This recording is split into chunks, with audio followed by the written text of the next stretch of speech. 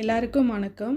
Welcome to Ranipet சமையல். இன்றைக்கி நம்ம ஒரு சூப்பரான வத்த குழம்பு எப்படி செய்கிறதுன்னு பார்க்கலாங்க. அதுவும் கொத்தவரங்காவை வச்சு ஒரு சூப்பரான வத்த குழம்பு, ரொம்ப டேஸ்டான, ரொம்ப ஃப்ளேவர்ஃபுல்லான, எல்லாருக்கும் ரொம்ப பிடிச்ச இந்த வத்த குழம்பு எப்படி செய்கிறதுன்னு பார்க்கலாம் வாங்க.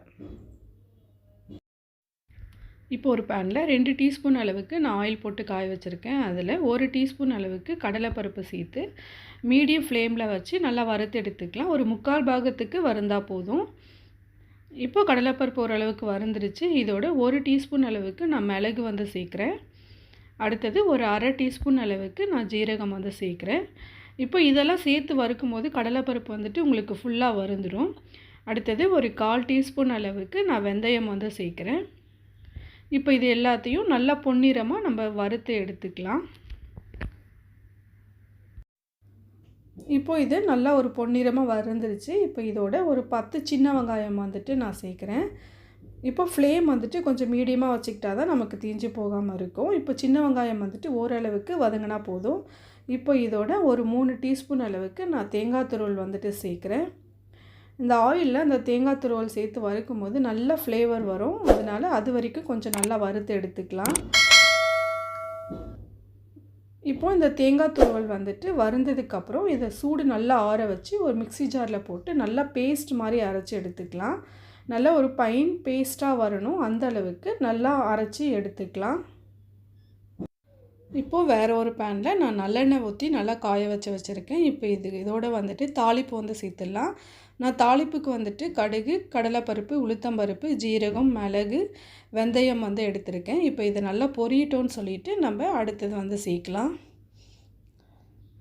இப்போ பார்த்திங்கன்னா கடுகு எல்லாமே நல்லா பொரிஞ்சிடுச்சு. நல்லா வெந்தயமெல்லாம் நல்லா செவந்துடுச்சு. இதோட ஒரு 3 காஞ்ச மிளகாய் நான் சேர்க்குறேன். இப்போ இது கொஞ்சம் நல்லா கலர் மாறட்டோன்னு சொல்லிவிட்டு நம்ம சின்ன வெங்காயம் நான் ஒரு 100 கிராம் அளவுக்கு நல்லா தோல் எடுத்து வச்சுருக்கேன். இப்போ அதை இதோட சேர்க்குறேன். இப்போ இந்த சின்ன வெங்காயத்தோடவே நான் பெரிய வெங்காயமும் ஒரு சின்ன சைஸ் பெரிய வெங்காயம் பொடியாக கட் பண்ணி வச்சுருக்கேன். இப்போ அதை நான் சேர்க்குறேன். அடுத்தது ஒரு 15லேருந்து 20 பல் பூண்டு இப்போ இதோட நான் சேர்க்குறேன். இப்போ இதை ஆயிலில் நல்லா வறுத்து எடுத்துக்கலாம். வெங்காயம் நிறையா சேர்க்கும் போது அந்த புளிப்போட கொஞ்சம் லைட்டாக அந்த ஸ்வீட் டேஸ்ட் வரும். அப்போது ரொம்ப நல்லாயிருக்கும். இப்போ இது ஆயிலில் கொஞ்சம் நல்லா பொன்னிறமாக வர வரைக்கும் நல்லா வதக்கி எடுத்துக்கலாம். இப்போ வெங்காயம் நல்லா வதங்கிடுச்சு. இதோட நான் ஒரு 2 டீஸ்பூன் அளவுக்கு தனியாத்தூள் சேர்க்குறேன். அடுத்தது ஒரு 1/2 டீஸ்பூன் அளவுக்கு நான் மிளகாத்தூள் சேர்க்குறேன். இதுக்கு பதில் நம்ம குழம்பு மிளகாத்தூள் எடுக்கிறதுனால எடுத்துக்கலாம். அடுத்தது ஒரு 1/4 டீஸ்பூன் அளவுக்கு மஞ்சள் தூள் நான் சேர்க்குறேன்.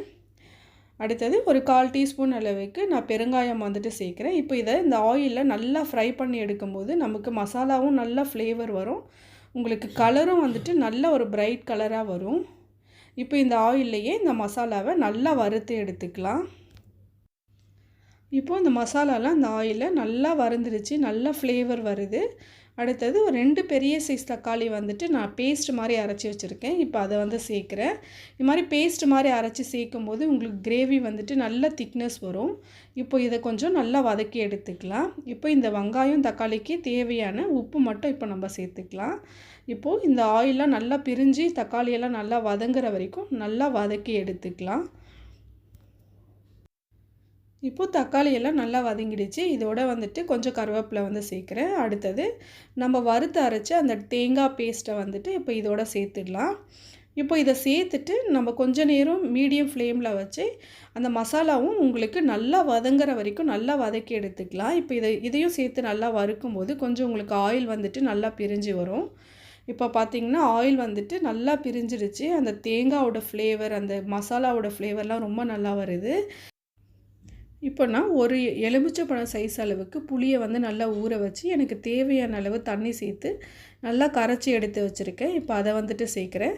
இதுக்கு புளி தண்ணி கொஞ்சம் நல்லா தண்ணியாகவே சேர்க்கலாம். ஏன்னா குழம்பு குறைஞ்சது ஒரு 15 நிமிஷமாவது நல்லா கொதிக்கணும். அதனால் கொஞ்சம் நல்லா தண்ணியாகவே கரைச்சி எடுத்து அதோட சேர்த்துக்கலாம். அடுத்தது இந்த குழம்புக்கு தேவையான நான் கல் உப்பு சேர்க்குறேன். ஆல்ரெடி கொஞ்சம் உப்பு சேர்த்துருக்கோம். அடுத்தது நான் ஒரு சின்ன கட்டி சைஸ் அளவுக்கு வெல்லம் சேர்க்குறேன். புளிக்குழம்பு, வத்த குழம்பு எல்லாத்துக்கும் இந்த வெல்லம் சேர்க்கும் போது டேஸ்ட் ரொம்ப நல்லாயிருக்கும். ஒரு மாதிரி அந்த டேங்கி டேஸ்ட்டோட ரொம்ப நல்லாயிருக்கும். இப்போ இந்த குழம்புக்கு இன்னும் கொஞ்சம் நல்லா தண்ணி நான் சேர்க்குறேன். அப்போ தான் உங்களுக்கு ரொம்ப நேரம் கொதிக்கும் போது உங்களுக்கு டேஸ்ட் ரொம்ப நல்லா வரும். இப்போ இதை நல்லா கொதிக்க வச்சு எடுத்துக்கலாம். இப்போ குழம்பு வந்துட்டு நல்லா கொதிக்க ஆரம்பிச்சிருச்சு. இப்போ இதை வந்துட்டு மீடியம் ஃப்ளேமில் வச்சுட்டு ஒரு 15 நிமிஷம் நல்லா கொதிக்கட்டும். நல்லா கொதித்து அந்த ஆயிலெலாம் வந்துட்டு உங்களுக்கு பிரிஞ்சு வரும். அது வரைக்கும் இதை மீடியம் ஃப்ளேமில் வச்சிடலாம். அடுத்தது நம்ம வத்தல் வந்துட்டு வறுத்துடலாம். அதுக்கு வந்துட்டு நான் ஒரு 2 டீஸ்பூன் அளவுக்கு ஆயில் போட்டு காய வச்சுருக்கேன். கொத்தவரங்காய் வத்தல் வந்துட்டு 2 உடச்சி எடுத்து வச்சுருக்கேன். இப்போ அதை வந்துட்டு சேர்க்குறேன். இப்போ இந்த வத்தலை மீடியம் ஃப்ளேமில் வச்சு நல்லா வறுத்து எடுத்துக்கலாம். அப்போ தான் குழம்புல சேர்த்துட்டு நம்ம சாப்பிடும்போது டேஸ்ட் வந்துட்டு ரொம்ப நல்லாயிருக்கும். இதை கொஞ்சம் நல்லா ப்ரௌன் கலரில் வர வரைக்கும் நல்லா வறுத்து எடுத்துக்கலாம். உங்களுக்கு ஃப்ளேம் வந்துட்டு நல்லா மீடியம் ஃப்ளேமில் வச்சிடலாம். இப்போ இந்த வத்தல் பார்த்திங்கன்னா ஓரளவுக்கு நல்லா வறுந்துடுச்சு. இப்போ இதை வந்துட்டு நம்ம எடுத்து அப்படியே இந்த ஆயிலோட குழம்புல வந்துட்டு சேர்த்துடலாம். இப்போ குழம்பு வந்துட்டு நல்லா கொதிச்சிடுச்சு. அந்த ஆயிலெலாம் பார்த்திங்கன்னா நல்லா பிரிஞ்சு வந்துடுச்சு. நல்ல திக்னஸ் வந்துடுச்சு குழம்பு வந்துட்டு. இப்போ இதை நான் ஒரு 15 நிமிஷம் கொதிக்க வச்சுருக்கேன். இப்போது இதோட நம்ம வறுத்த அந்த கொத்தவரங்காவை அந்த ஆயிலோடு அப்படியே சேர்த்துடலாம். அப்போ தான் அந்த ஃப்ளேவர் வந்துட்டு நல்லாயிருக்கும். அவ்வளோதாங்க, சூப்பரான வத்த குழம்பு வந்துட்டு சாப்பிட ரெடி ஆகிடுச்சு. எதுவுமே வேண்டாம், ஒரே ஒரு அப்பளம் மட்டும் இருந்தால் போதும். ஒரு சூப்பரான ஒரு வத்த குழம்பு. இதே மாதிரி செஞ்சு பாருங்கள். எப்படி இருக்குதுன்னு சொல்லி கமெண்ட் பண்ணுங்கள். மறக்காமல் எங்கள் சேனலுக்கு சப்ஸ்கிரைப் பண்ணுங்கள். பக்கத்தில் இருக்கிற பெல் ஐக்கானை கிளிக் பண்ணிட்டீங்கன்னா நாங்கள் வீடியோ போட்ட உடனே உங்களுக்கு நோட்டிஃபிகேஷன் வரும். தேங்க்யூ.